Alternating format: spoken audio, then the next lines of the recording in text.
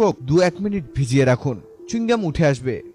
ইস্ত্রি করার সময় কাপড়ে যে পানি ছিটানো হয় তাতে কয়েক ফোঁটা পারফিউম ফেলে দিন। ইস্ত্রি হওয়া গোটা কাপড়টি সুগন্ধ ধরে রাখবে। ফ্রিজের গায়ে দাগ ধরে গেলে স্পঞ্জে টুথপেস্ট লাগিয়ে ঘষুন, দাগ উঠে যাবে। হেয়ার ড্রায়ার দিয়ে বর্ষার জুতো, ছোটখাটো জামা কাপড় শুকিয়ে নেওয়া যায়। শক্ত করে মুখ বন্ধ একটি ছোট্ট শিশিতে কর্পূর পুড়ে যন্ত্রপাতি বক্সে রেখে দিন, যন্ত্রপাতিতে মরচে পড়বে না। চশমা ঝকঝকে পরিষ্কার রাখতে হলে 1 ফোঁটা ভিনেগার দিয়ে কাঁচ পরিষ্কার করুন। কাঠের আসবাবপত্র ঠান্ডা চা পাতা ফোটানো পানি দিয়ে পলিশ করুন, ঝকঝকে হয়ে উঠবে। চা খাওয়ার জন্য টি ব্যাগ ব্যবহার করলে সেগুলো না ফেলে শুকিয়ে রাখুন। বাইরে থেকে আসার পর আপনার জুতোর ভেতরে টি ব্যাগ দিয়ে রাখুন, কটুগন্ধ পালাবে।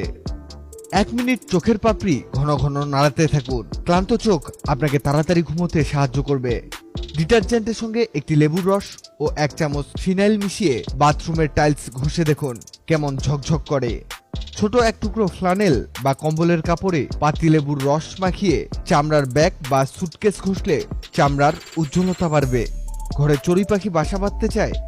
যদি চড়ুই পাখি তাড়াতে চান তাহলে ঘরের দরজা জানালা বন্ধ করে 2-4 টুকরো কর্পূর জ্বালিয়ে দিন, চড়ুই পাখি আর ঘরমুখো হবে না।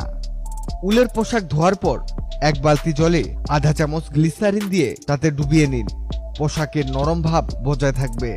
বাচ্চাদের জামা কাপড় বা কাঁথাতে যদি তার বমির দুর্গন্ধ থেকে যায় তবে কাচার পর জলে আধা চামচ বেকিং সোডা মিশিয়ে তাতে জামা কাপড় ডুবিয়ে নেবেন, দুর্গন্ধ দূর হবে। সুগন্ধি শিশি সবসময় তুলো বা কাপড়ে জড়িয়ে রাখবেন, তাতে সুগন্ধি ঢের বেশি দিন টিকবে। সিল্কের শাড়ি বা পোশাকে মার দিতে হলে মারের সঙ্গে একটু পাতলা আঠা ঢেলে নেবেন, পোশাক শুকিয়ে খটখটে করে ইস্ত্রি করবেন, সিল্ক ঝকঝক করবে।